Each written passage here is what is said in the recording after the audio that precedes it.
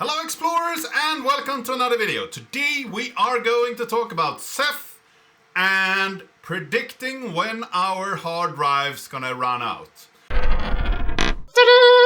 So Ceph has long had this feature where you can predict the lifespan of your hard drives, and sadly that is a feature that has slowly but surely stopped working for me. So it worked just fine in I think the early Octopus version, perhaps even in Pacific, but when we went over to Quincy and also to Reef, it didn't work anymore. So I had a problem. I really wanted to predict the lifespan of my hard drives, but it didn't work anymore.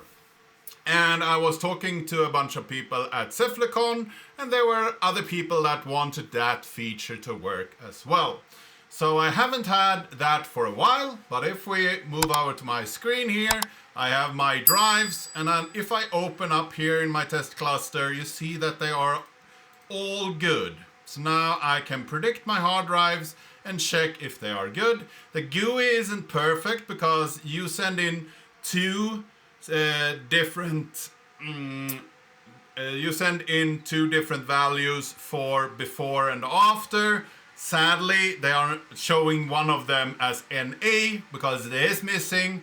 So this is more than 6 weeks. So, and it only is predicting good and bad and warning. So there is only 3 different states and 3 different life expectancies. So not that really granularity, but it's a really interesting system.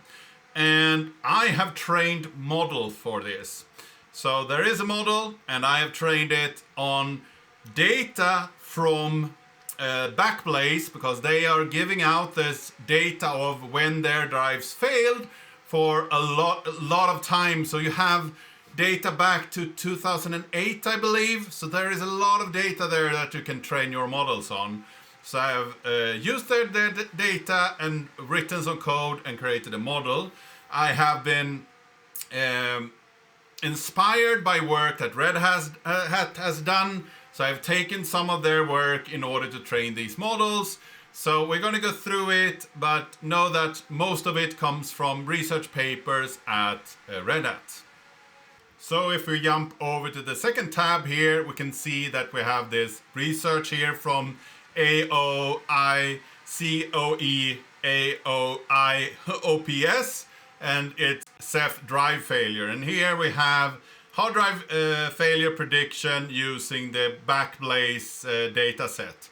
So I've taken some code from these here and use them in order to train my data set. And all the code is open source, so that it's open up on my GitHub, so you can look there later if you want to. So if we go over to some of the code here. First off, we wanted to figure out how is this data stored. So where does Ceph store the data for the disk health? And there is a model in Ceph called exactly disk health, which is gathering data from smart data over and over in order to get more information about your drives. And getting that is quite interesting because we have this pool called .mgr, so manager, and in that pool you have an object called device health /maindb, and that maindb is actually an SQLite database. So it's in the pool as an object and an SQL database. So by using this Ceph VSF plugin, which should be installed as a separate library when you install your Ceph installation, so you should be able to find this somewhere on your hard drive. In my case, it was in USR lib, so that's where Debian is keeping it. And then you have SQLite, of course, and JSON and some time up here that you're using. You start off by creating this SQLite connection to memory, load the extension, set true for that, and then load in that particular path. And if that works, we print out that it loaded successfully. then we will bootstrap take that connection and close that and create a new connection against file and the DB path. So up here we said file / manager device health main DB, and then question mark and using the VFS Ceph, and we are using a URI here. And if we are using that and using the row factory of SQLite rows, we will get them with this particular names of the columns. Then we can fetch this data here. So we say that the table device health metrics, we want to have time and the raw smart data. And we want that for a device ID and a time that is larger or equal to our value here, and we want to order it in time by time descending. So when we go through here, we execute that for this particular hard drive that I had, the hard drive ID, and then 0, so I will get all the records. I fetch all of those, and then I type that out and fetch also the raw smart data and put that into an array here. And then later on here, I will take all of this, and if we have more health data than 6 rows, we'll go through and use the same code that they are using in the disk prediction in order to improve the data or fetch the data. So this is pretty much just a conversion from that data into the raw smart data. So it goes through here and fetches all of the different information here, model name, vendor name, and so on, and puts that in. And if we get more than 12 of them, then I will stop, and then I will print that out to predict data JSON. And when we run through this, we will get this kind of a data here. So here we have a predict JSON with a bunch of these kind of predictions, and it contains all the smart data. Smart data is particular attributes that are available on your hard drive. And depending on which make and model and which brand, different attributes could be set. So for instance, I had a problem here where my model for the Seagate, which I used, had a smart data of 184 and 189, and the 84 was for more memory for not solid state for solid state drives, and the 89 was a counter that didn't really make that big of an impact on my results, so I removed that. So I only take out the data that is interesting to me, and then we have the model name here, so we can figure out that this is a Seagate drive and also the size of the drive. So there's a bunch of data here that we can predict on later on. And I wrote this little predict script that is using the Red Hat models. So it will fetch a Red Hat disk failure predictor. It will initialize it with the models in the Red Hat directory. And then it will fetch the predict data from this JSON file and then do a prediction, and we get a result here. So it's a pretty simple little script. If we look in that directory, we see that we have models, Red Hat, and we have a config file, and then we have a scaler and a predictor for each of the different hard drive types. So we have HGST, Seagate, Toshiba, and Western Digital. So these are also configured in this configuration file. So here we see the different parameters that are allowed for this. We have the smart attributes, and then you also have this user capacity, which you will also send into your data model. So it has a different name here than in the actual prediction data, but it has the same functionality. So we could switch over to my here, and we could run this predict, and when it runs through, we get a bunch of warnings here, but we get a good value. So it actually works by running through that. Currently you might hear that I have a bunch of things running in the background, so you might hear some noise. This is when I'm trying to train even more models. So we have a model trained for decision tree, we have random forest, we have SVC, and we also have MLP.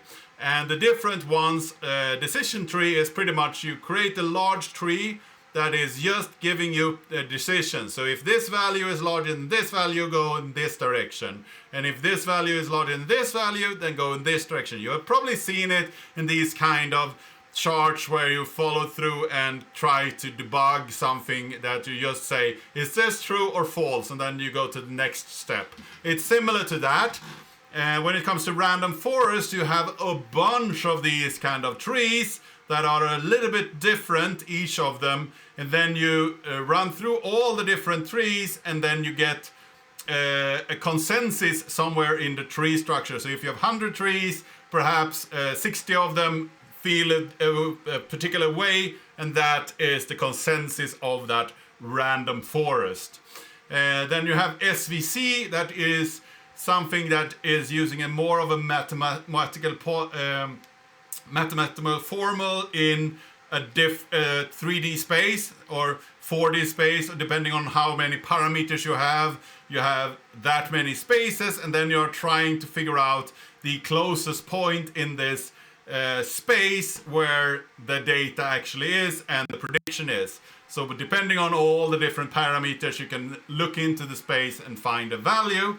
MLP, the multi-layer predictor, is extremely close to the original that we're using for LVMs, these kind of language models and chats that we're using now. The way we are finding objects in images, are you also using this? It's pretty much you send in a bunch of information into each of these layers, and it expands and contracts, and when it's doing that, it's the different neurons in this layer is actually triggering in different ways, and in the end, when you get out on the other side, you get a result. So I'm gonna try the different models and see if any of them are better. Currently I'm running a random forest model, and that works well for me. So I'm using the already built-in things that is already available in Ceph. I'm just applying a new model to it. Sadly, there is a couple of bugs in the code that are running now, probably because it hasn't been running for a long while, and we have new Python versions that have different requirements. So I had to do some small changes, and I'm going to go through those as well. So if we look at, here is a log.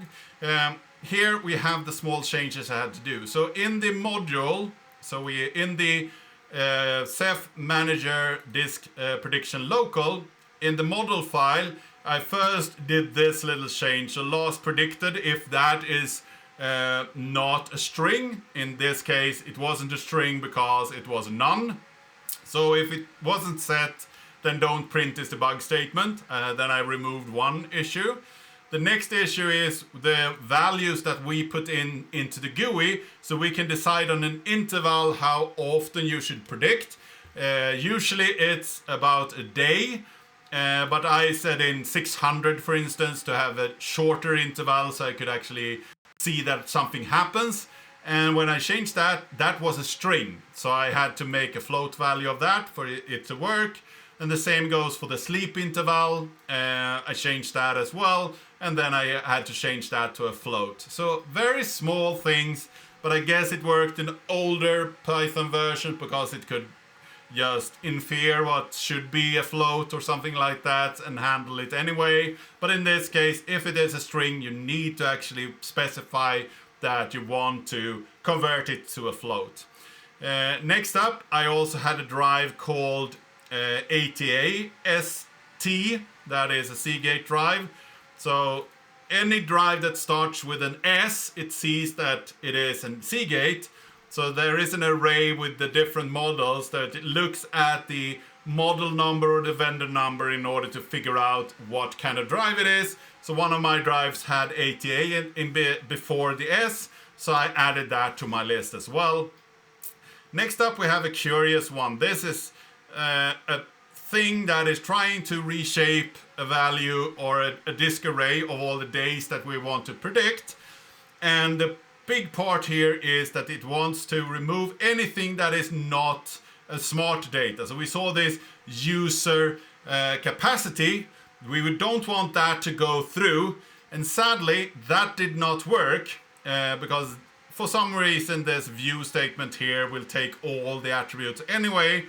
So I commented this out, asked ChatGPT, and got these out instead. So this will fetch the smart attributes. We're using the first here, and then it will stack them up using the second variable here. So here we have attributes that only have the smart data. If we don't do that, the model would have fewer attributes than the data we put in, so that will not work.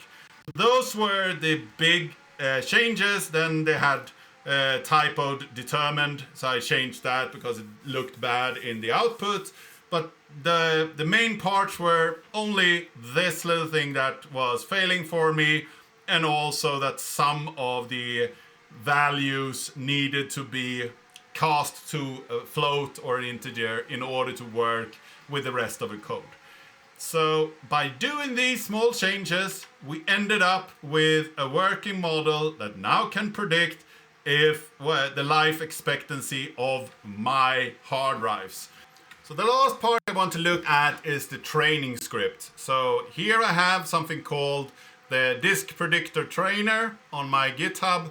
And here I have a bunch of scripts. First off, you have a clean script that would take the data from Backblaze and change them up to something that is easy to read in and train a model on. So we have different script here for the different kind of hard drives, because different kind of hard drives has different data that is sent in, and the format is slightly different. So I had to do some small changes here. For instance, some of the hard drives has one variable that is very important for that kind of hard drive, but for the others, it doesn't really exist. So depending on which kind of hard drive it is, you have different attributes. So I just put them into different script in order to figure that one out. And you also have critical stats here set up, which are the important ones to extract and so on. So depending on the script, they are different. But these cleanup scripts are doing a lot in order to change data in different ways. And it also prints a lot. So there might be steps here that isn't really required for cleaning up the data. I'm not a Python expert, so I have probably missed a bunch of things that could be improved in these scripts. The same goes for the training script. So I have one training script for training just MLP, one for just training random forest, and then a training script that we train all four. That's the one that I'm running currently. And this also does a lot of different things depending on the different hard drive types. And it does a lot of calculations and prints out a bunch of different things. But I'm not really comfortable to change a bunch of code here. Most of the code has been copied from this script over here, this hard drive description failure here. So here it's a ternary CLF. So that is the one that I have been copying most of this code from. So there is probably a bunch of improvements that could be done in this script to remove extra steps and save a lot of time.